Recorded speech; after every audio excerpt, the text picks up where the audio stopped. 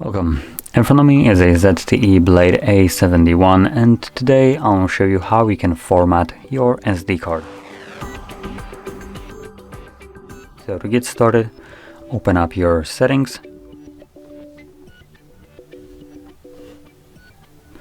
From here you want to navigate to storage right over here.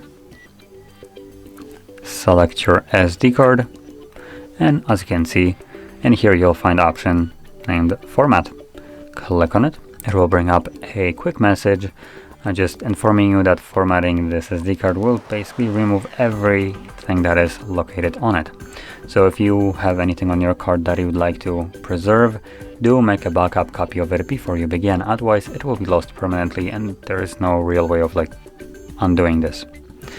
Now, assuming you have already made the backup or you just simply don't want to, you can progress further by just confirming process by selecting OK. This will begin formatting and it should be right about done. There we go. So as you see, it's a pretty quick process. Once it's done, click on the button and that's it. You're finished. So if you found this very helpful, don't forget to hit like, subscribe, and thanks for watching.